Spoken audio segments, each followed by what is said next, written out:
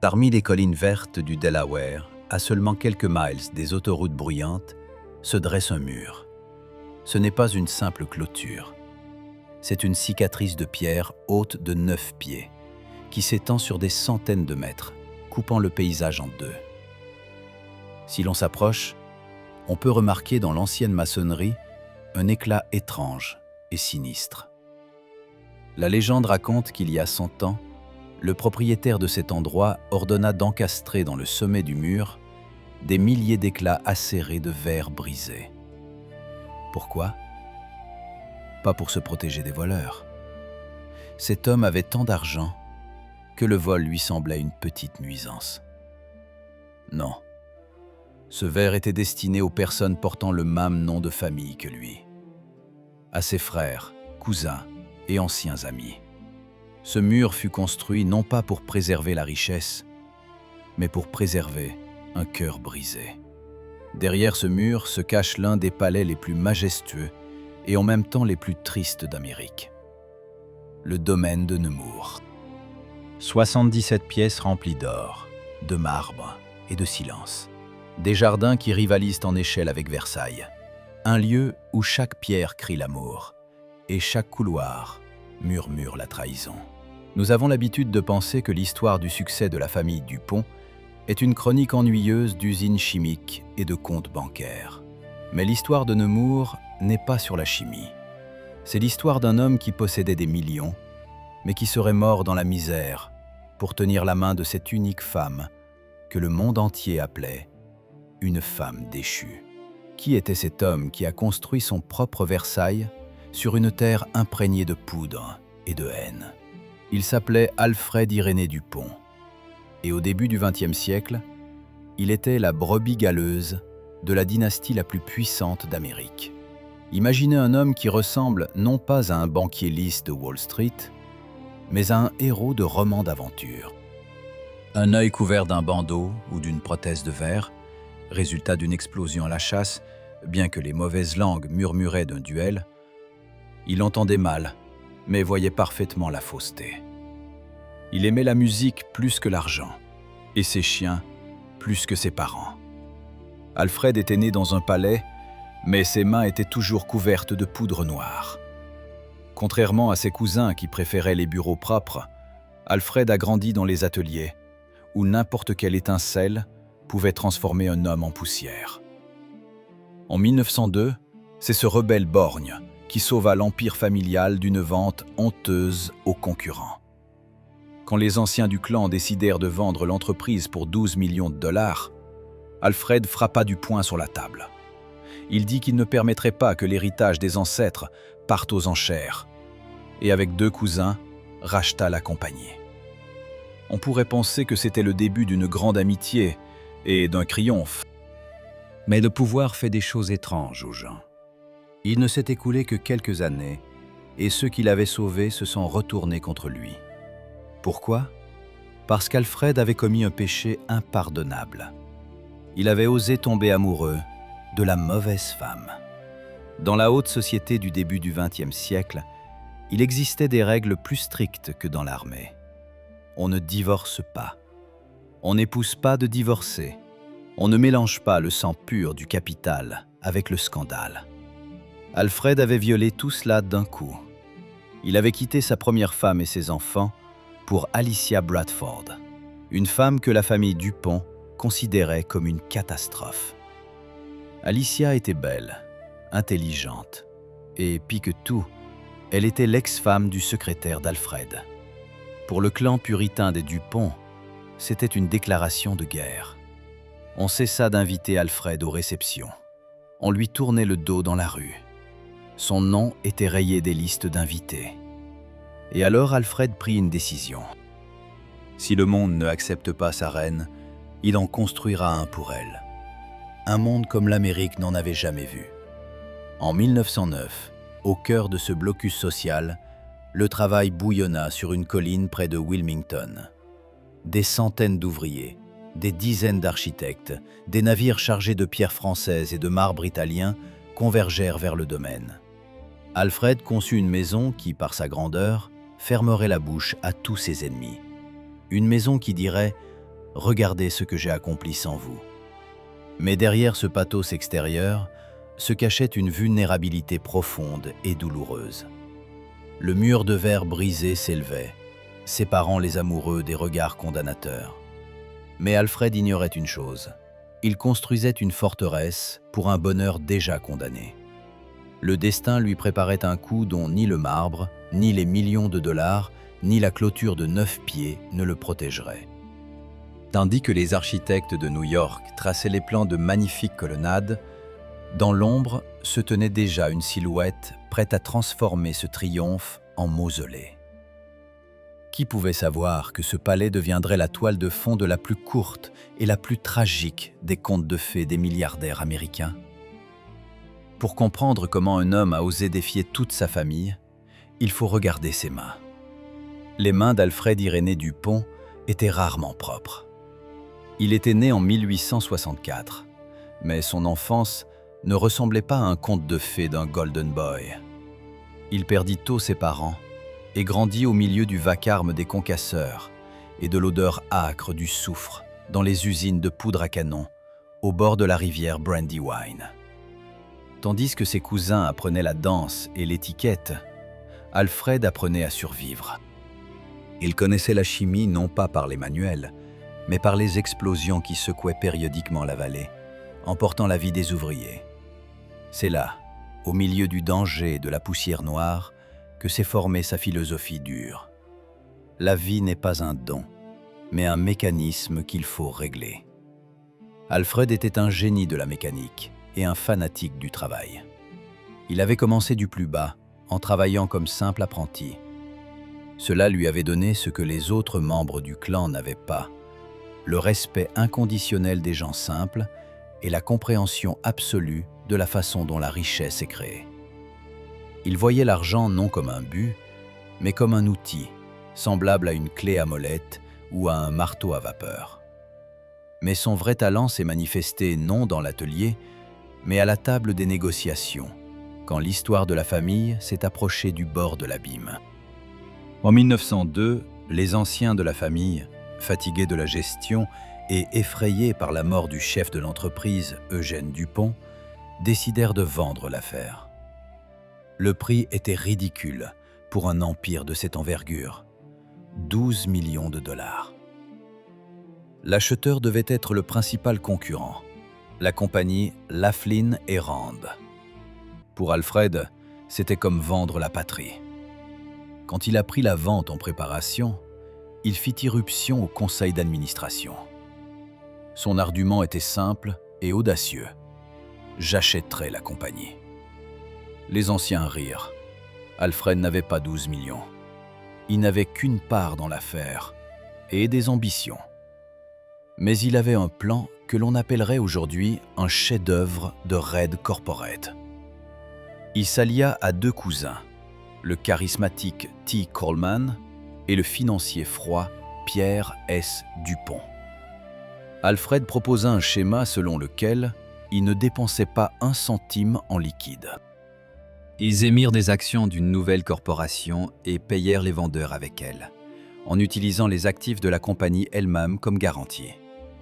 C'était un bluff, multiplié par un calcul génial. La transaction eut lieu. Les 3 cousins devinrent les nouveaux rois de l'empire de la poudre. Alfred, en tant que producteur le plus expérimenté, occupa le poste de vice-président et se chargea de la modernisation des usines. Sous sa direction, l'efficacité s'envola aux cieux. Il se sentait victorieux. Il avait sauvé l'héritage. Il était riche. Il était nécessaire. Mais dans ce triumvirat germait déjà le grain de discorde. Alfred était un homme du siècle précédent, direct, un peu grossier, valorisant la loyauté personnelle au-dessus de l'éthique corporative. Son cousin Pierre était un homme du futur, un calculateur impitoyable, pour qui les chiffres comptaient plus que les liens de famille.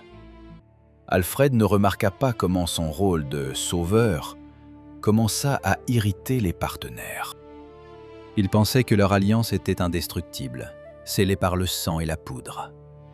Il ne comprenait pas que, dans le monde des grosses fortunes, la gratitude est le produit qui se périme le plus vite.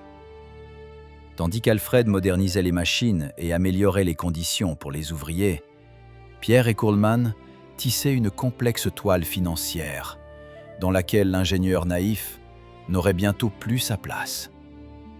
Alfred avait gagné la bataille pour la compagnie, mais il ne savait pas encore que cette victoire deviendrait le prologue de sa guerre personnelle, la plus terrible.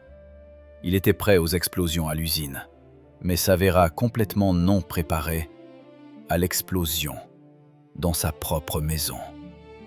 Alfred était un homme de passion, et cette passion trouva son exutoire dans la femme qui renversa son monde. Alicia Bradford. Elle n'était pas une débutante mondaine typique. Elle était intelligente, belle, et portait le stigmate de femme divorcée avec un enfant. À cette époque, c'était une condamnation sociale. Mais pour Alfred, elle devint l'air. En 1907, ignorant tous les avertissements, il l'épousa. Ce n'était pas simplement un mariage, c'était un défi. La famille Dupont, menée par les tantes Guindet et le calculateur Pierre, répondit par un silence glacial. Presque personne ne vint à leur mariage. Les cadeaux étaient renvoyés. Les portes des meilleures maisons de Wilmington se fermèrent au nez des jeunes mariés. Alfred se trouva dans une situation paradoxale. Il était l'un des hommes les plus riches d'Amérique, copropriétaire d'une gigantesque corporation, mais dans sa propre ville, il devint un paria. Ses cousins le regardaient comme un fou, qui avait mis les sentiments au-dessus de la réputation du clan. Mais ils sous-estimèrent son entêtement. Alfred décida que si l'ancien monde rejetait sa reine, il en créerait un nouveau pour elle. Il ne frapperait pas aux portes fermées. Il construirait un palais devant lequel les maisons de ses parents sembleraient des misérables taudis. C'est ainsi que naquit l'idée de Nemours. Ce ne devait pas être simplement une maison. Alfred se tourna vers ses racines françaises, vers l'époque des rois et du pouvoir absolu. Il engagea les architectes new-yorkais Carrère et Hastings, créateurs du bâtiment de la bibliothèque publique, et leur donna carte blanche.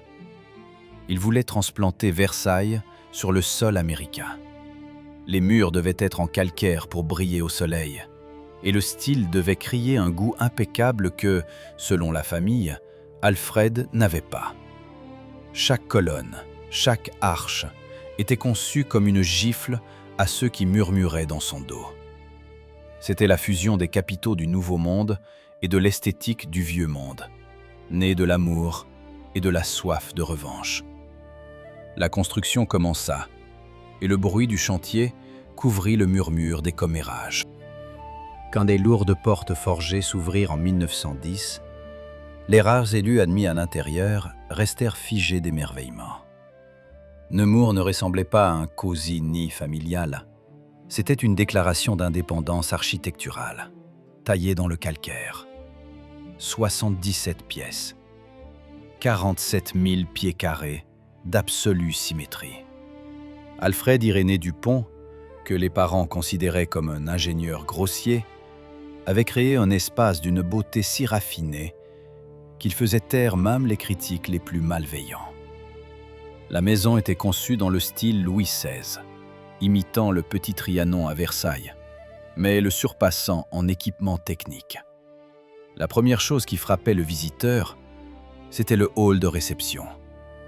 Le sol était pavé de dalles de marbre noir et blanc, créant un rythme hypnotique qui guidait le regard vers l'escalier d'honneur.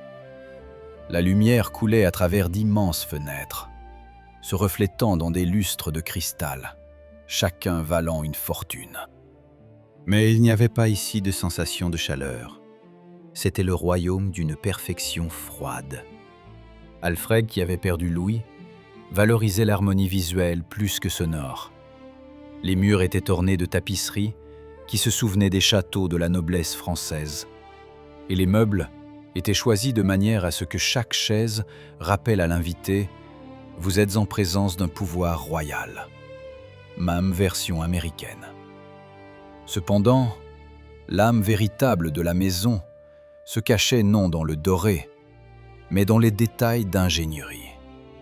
Alfred restait mécanicien jusqu'à la moelle des os. Derrière les panneaux antiques se dissimulaient les systèmes les plus modernes de chauffage et d'électricité. Dans les caves fonctionnait une installation propre à la production de glace et une station d'épuration d'eau. C'était un paradoxe incarné en béton et en velours. Extérieurement, la maison regardait vers le passé, vers l'époque des rois. Mais son cœur battait au rythme du futur industriel. Alfred semblait dire à sa famille « J'honore les traditions mieux que vous, mais je maîtrise un progrès qui vous est inaccessible. » Une place particulière était occupée par la salle de musique. Alfred, malgré ses problèmes d'ouïe, était un musicien et compositeur passionné. Il y installa non pas simplement un piano, mais un système des plus complexes, un orgue éolien, dont les tuyaux étaient cachés derrière les murs pour que le son enveloppe l'auditeur de toutes parts. Ici, assis à l'instrument, l'homme d'affaires dur se transformait en rêveur.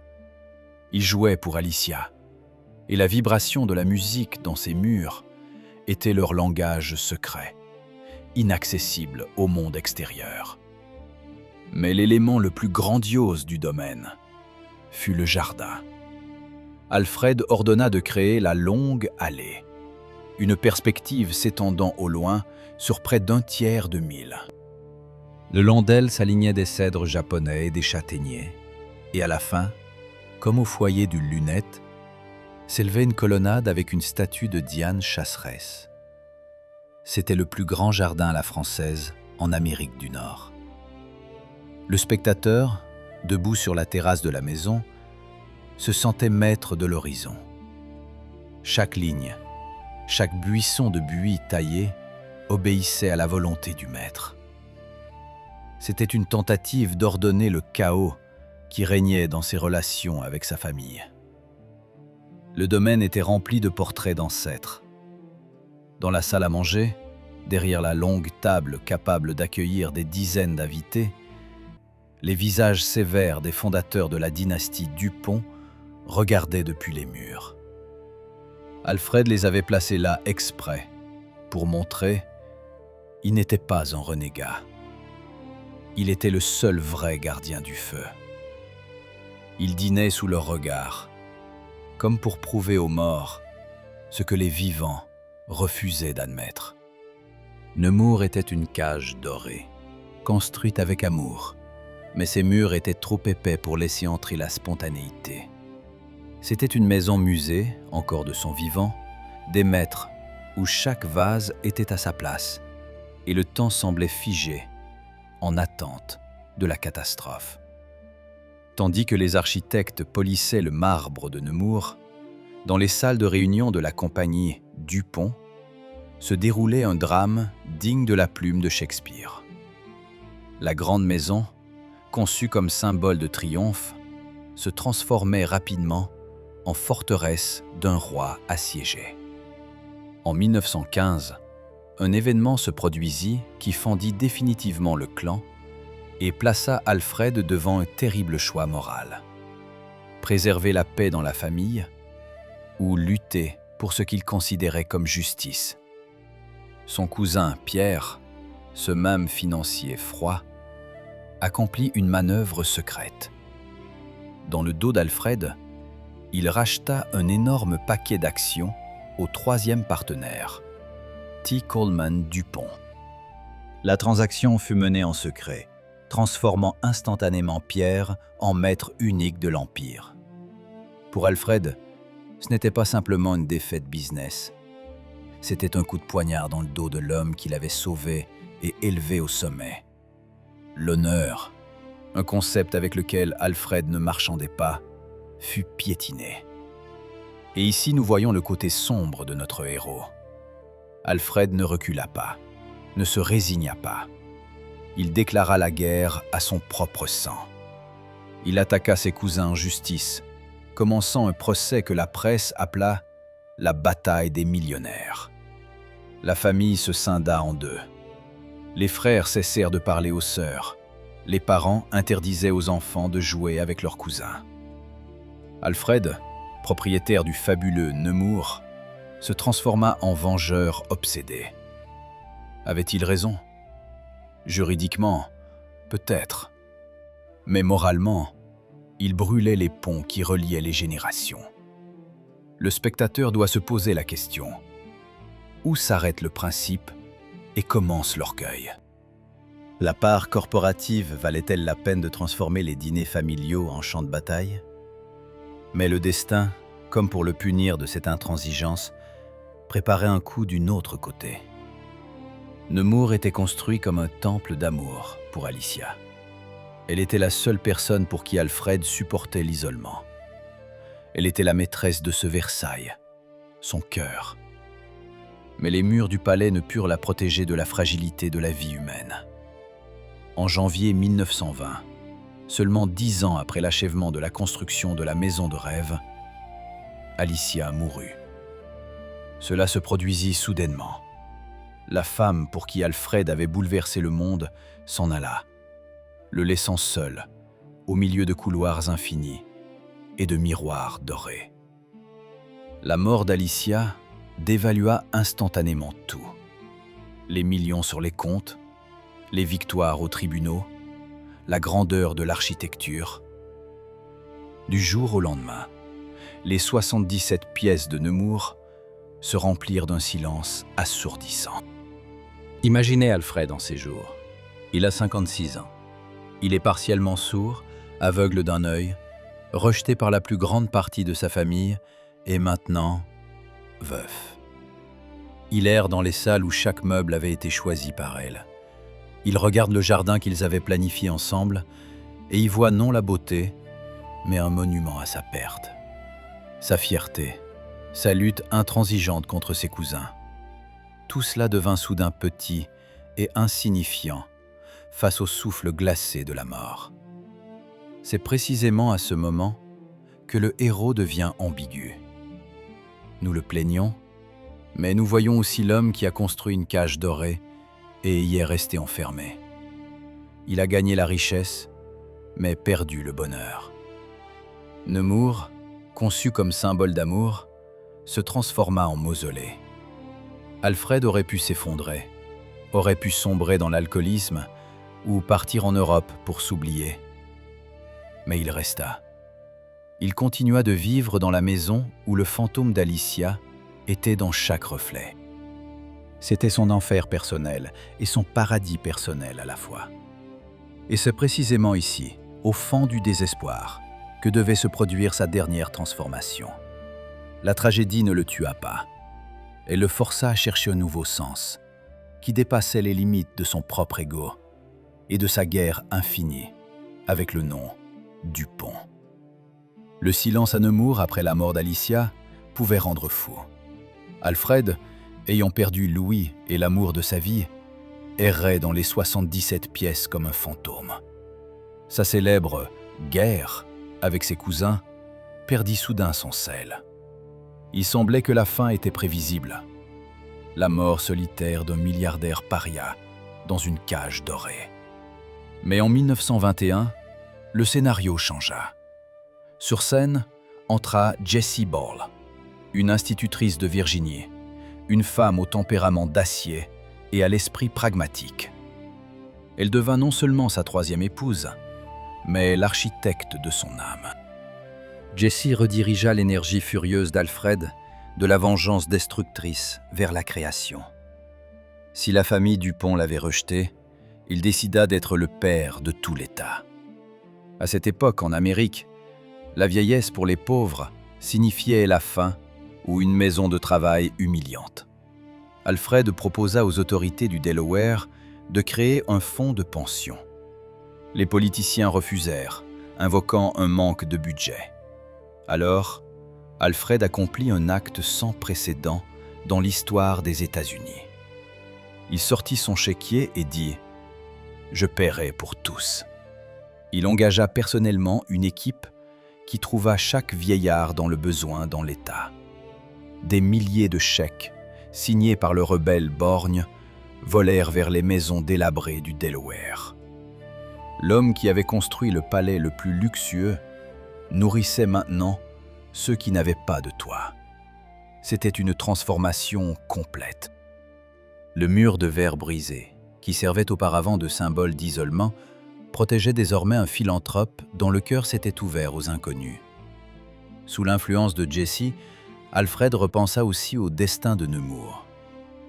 Il comprit que posséder signifie préserver pour les autres. Il décida que, après sa mort, le domaine ne reviendrait pas à des parents et ne partirait pas aux enchères. Il légua de transformer son Versailles personnel en hôpital pour enfants et en parc public.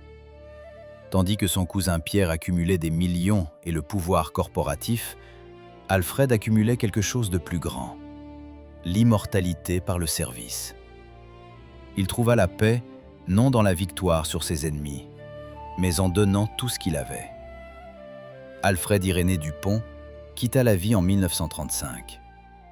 Mais contrairement à de nombreux magnats de l'âge d'or, dont les noms ne restent que sur les tombes, son histoire ne s'acheva pas aux funérailles. Jessie Ball Dupont, fidèle gardienne de sa volonté, transforma leur maison en puissant instrument de bien. Aujourd'hui, le nom Nemours est associé en Amérique non à la poudre, aux explosions ou aux scandales familiaux, mais à l'un des plus grands systèmes de médecine pédiatrique au monde. Des milliards de dollars, gagnés sur la guerre et la chimie industrielle, travaillent maintenant au sauvetage de vie. Le mur de verre brisé se dresse encore là, à Wilmington. Les éclats acérés capturent toujours les rayons du soleil, mais maintenant ce mur ne sépare plus les ennemis. Il sert de monument à la résilience humaine. Nous regardons souvent l'histoire du succès comme un graphique de profit. Mais Nemours nous enseigne autre chose.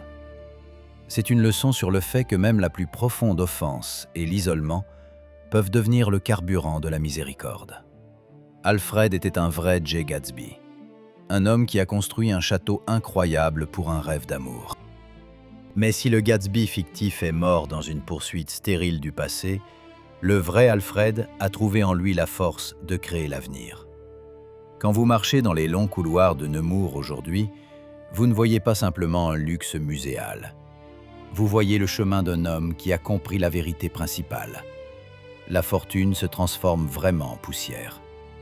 Les palais se dégradent, le velours pourrit, et les corporations changent de propriétaire et oublient leur créateur. Seul ce que nous donnons aux autres est éternel. Alfred Irénée Dupont nous a laissé non seulement un chef-d'œuvre architectural, mais une preuve monumentale que même des débris d'un cœur brisé, on peut construire un temple qui durera éternellement. Sa vengeance contre la famille s'est transformée en don à l'humanité, et c'est là sa victoire principale et finale.